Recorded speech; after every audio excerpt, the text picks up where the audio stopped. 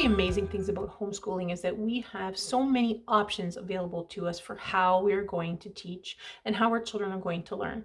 So in this section, I'm going to introduce to you several different homeschool methods or styles, and you can listen and look and research all these different choices to see which one kind of resonates best with you and feels like it would fit the best for your homeschool style and your family.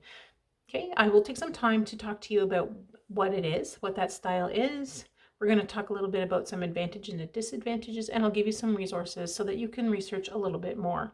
During this entire process, I just ask that you be open-minded and consider that there are some styles that may not fit for you and some that actually really will fit for you. So just take some time to learn them out and that kind of thing. The homeschool methods that we're going to cover in this section are traditional, classical, Charlotte Mason, unschooling, unit studies, Montessori, Waldorf, relaxed minimalist, and eclectic. We'll cover them all and you can learn more about each one. Let's get started.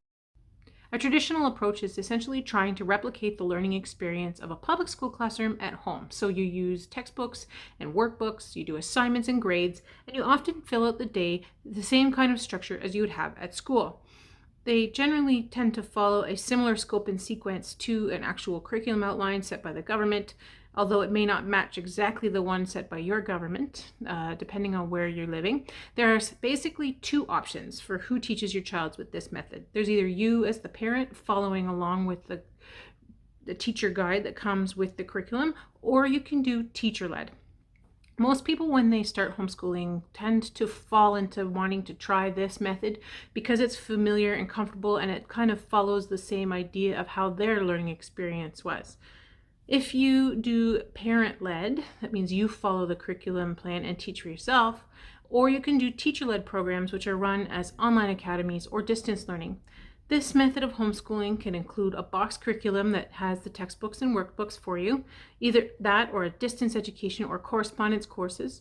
Sometimes it's called distributed learning. And there's also online programs offered by an accredited online school or a public school system such as the K-12 resources.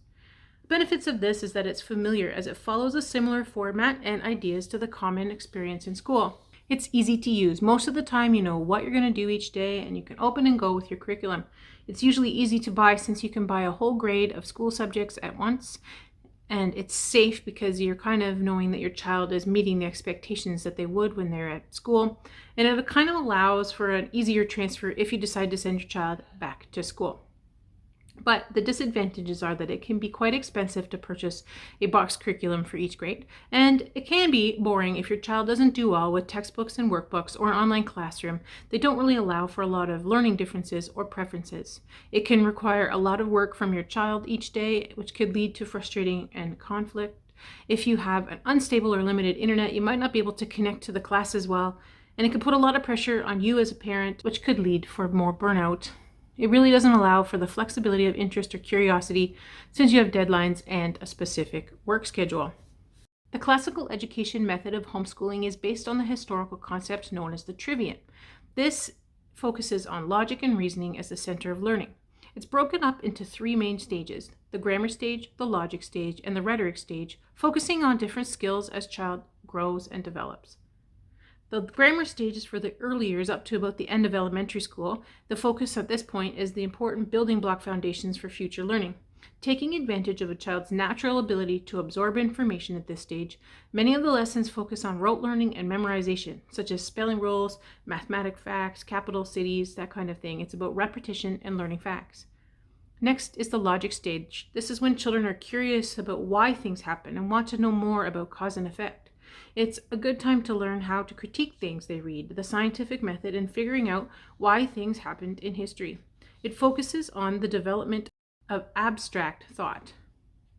High school is considered the rhetoric stage, when students take what they've learned and start applying it to their life. For example, using language to do public speaking. It's about developing their own experience and opinions from what they've learned so far. A classical education tends to lean heavily on languages, including root languages such as Greek and Latin, as well as classical literature, meaning reading and writing are a very vital part of the learning. A strong foundation in language skills is a benefit of this particular method, as well as the fact that it encourages active mental learning, uses a child's natural mental developments and curiosities for learning, and it covers a lot of classical literature. However, a heavy focus on reading can be challenging for struggling readers. It can be very parent intensive, and sometimes children struggle with rote learning because they find it boring. Charlotte Mason was a British educator who lived around 1900. Her methodology of teaching focused on teaching the whole child, not just some academic facts, but with habits and character development, living books, experiences in nature, communication, artists and composers, handwriting practice with purpose, and more. This method is a parent-led approach that aims to fill a child with ideas as opposed to facts and data. Some of the key features of an education of this method are a nature study, so you get out and explore the world around them. Outside time as much as possible, no matter what the weather is like. Living books, which are using quality and fiction and nonfiction literature to bring things to life. Habit training, such as developing quality habits for everyday life. Copywriting to practice your handprinting, and doing short lessons to allow for better focus and a variety in the day. One of Charlotte Mason's most popular quotes is, "Education is an atmosphere, a discipline, a life." A benefit of the Charlotte Mason method is that it focuses on the development of the whole child. Using living books really helps children relate to what they are learning. It allows for lots of childhood free time and exploration of personal interests. Outside time and nature study are naturally built in, so you don't have to think about making sure you do them. It can be a very relaxed, child-centered learning experience. The disadvantages of a Charlotte Mason method is that it is a lot of reading since it uses books for every subject and topic. There are times where it can feel outdated since her methodology and some of the resources often provided are from over 100 years ago. Being outside in all weather can be a con for some if you have inclement weather in your area to make it uncomfortable outside time. It can be a lot of parent involvement through reading aloud, listening to narration, and providing explanations, etc. Plus, let's face it, books can be costly and take up a lot of room if you don't have library access or you'd rather buy them to keep for yourself. Unschooling is a child-led homeschooling method that allows children to learn through life and curiosity. It's about finding answers and experiences to the questions they have at the moment and discovering all that they can learn just from their everyday passions. It's about providing an atmosphere of exploration and inspiration. Based on the ideas of a man named John Holt, the unschooling movement began officially in the 1970s. The goal of unschooling is to learn through life. It's completely child-centric, meaning that the learning experience is guided by the interest and curiosities of the moment. Some of the benefits of unschooling is that it's very relaxed and peaceful methodology. It's based on the child's natural interests, and they're more likely to retain what they have learned. Kids discovered that learning happens everywhere, not just from books or during school time. It allows for mastery of personal interests, and it's very family-centric, allowing for quality relationships with your child. It's completely opposite from the social norms, however, which can cause some disadvantages for you because it can be stressful to be doing something different than typical society. It can be hard to get past your own schooling experiences and preconceptions and allow complete freedom.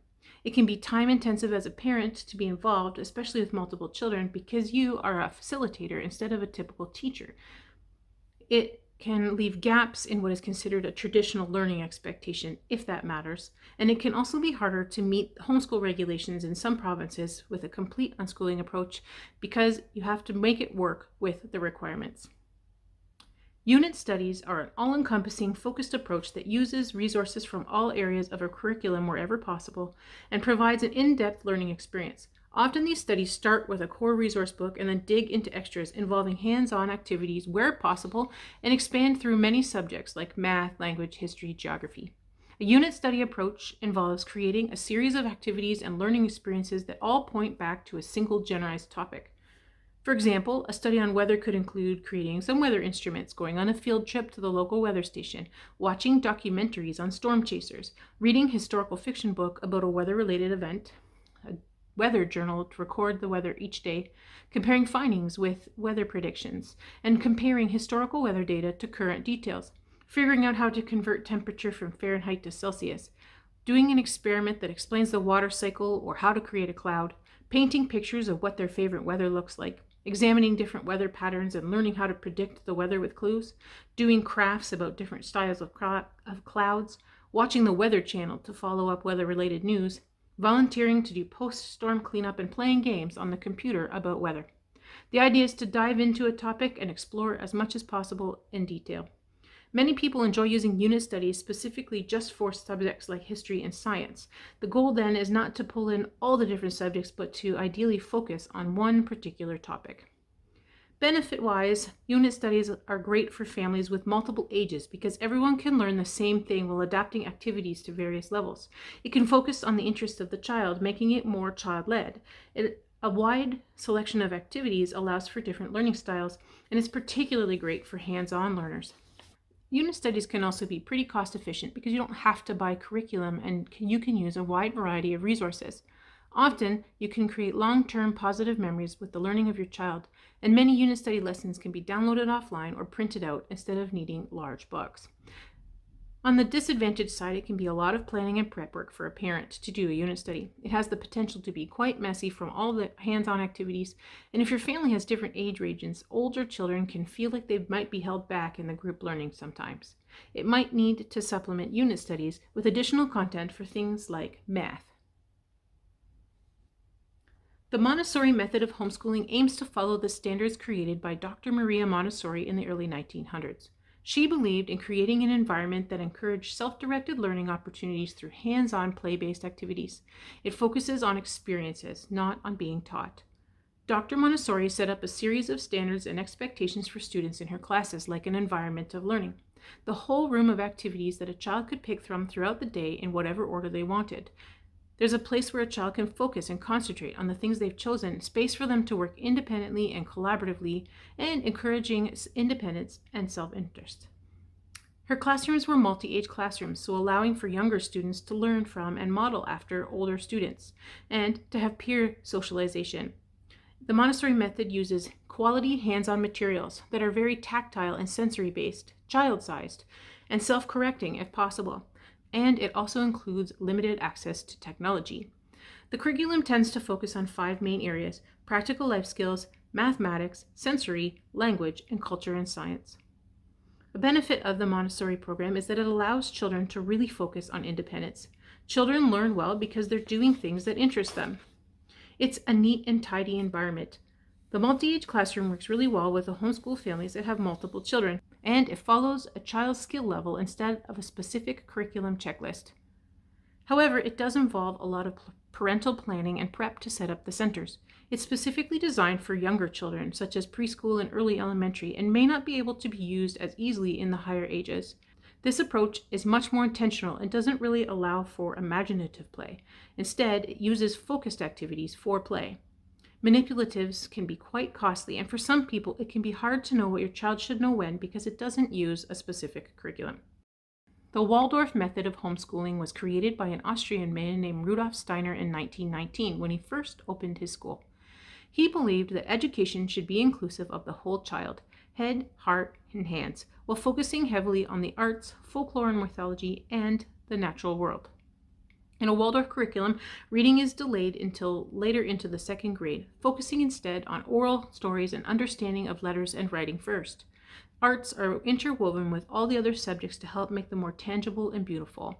In a classroom model, especially in the early years, students will often have the same teacher for several years. This is designed to create a family-like atmosphere for learning.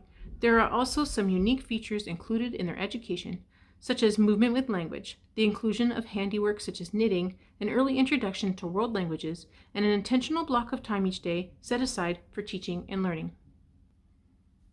Many of the toys and resources using the Waldorf method are natural: woods, silks, beeswax crayons, and there is a general avoidance of technology and television as the goal is to inspire imagination. In the early years, an emphasis is placed on imagination, storytelling, and developing an appreciation for the beauty of arts and the world around them.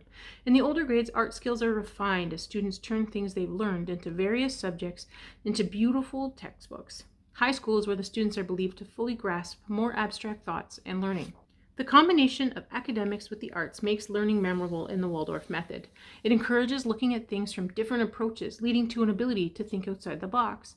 It also encourages a vivid imagination. The Waldorf method is a cooperative approach to learning, not a competitive one, and all areas of learning are considered as equally as important as others. Some people find the religious basis for the program concerning, since Steiner's personal beliefs are sometimes controversial. Delayed academics can be of concern for some, but this can be a benefit for others. Plus, it can be expensive to get quality materials. A heavy emphasis on the art may not be a good fit for all children, and technology favoring families might find the non-tech approach challenging. Minimalist homeschooling is an approach where you cut down on to the important things only, with lots of space and free time for additional learning. It's kind of like a crossbreed between unschooling with formal learning, although the approach to the basic subjects may be done from any form of methodology that the family desires. It can also be about removing all the things we collect as homeschoolers, the mountain of books, the hoard of art supplies, the paper piles, and everything. In truth, it's more about simplification and the removal of all the things in all the aspects of our life that we really don't need. It's about changing the mindset to not just be like everyone else, but focus on the things that are most valuable to us. Curriculum is generally a mix and match collection instead of a specific program. It's about personalization. Since it is a very personalized program, it can really meet the needs of the children being taught. It's well relaxed and a lot less stressed than some of the other homeschool methods. It works well with a large family and allows a lot of free time. However, since it only focuses on what the family deems important, subject gaps may exist. It can take a while to settle into a rhythm that works for your family. It can often involve a lot of group learning, which might not work with your family dynamics. Plus, it involves a mindset change that allows for less is more, and that can be hard to handle sometimes. The eclectic homeschooling style is like a patchwork quilt. A little bit of this and a little bit of that, a mishmash of any other style of homeschooling that works for your family, typically using a variety of curriculum options to best fill in the homeschool day according to the things that you choose. Often families end up landing on the eclectic style once they settle into a homeschooling rhythm that works for them. Picking and choosing resources makes your homeschooling experience individualized to your child's needs and your family dynamics. It allows you to use the parts of the other methods that really appeal to you and to make it your own learning experience. Sometimes homeschooling methods are compared to the idea of a buffet table. One style of homeschooling may only eat from this part of the table and another from the other end. One might be heavy on desserts while the other shuns sweets altogether. Eclectic homeschoolers can eat from everything and anything as they want. There are no rigid rules to follow or expectations to hold, just the freedom to take what works and leave the rest. A benefit of this particular method is that you can pick the best resources using the best method for your child, your family, and the subject you're studying. You're not confined to a set of rules. It's extremely flexible and adaptable, and it can be quite cost-effective as you only buy what you feel you need. However, there are so many curriculum options available in the homeschooling community that it can get overwhelming. New homeschoolers can find this method scary because it's not within their experience and it doesn't have a lot of specific guidelines to follow. And it can require a lot of time on the parent's behalf to figure out the perfect fit for their child or subject.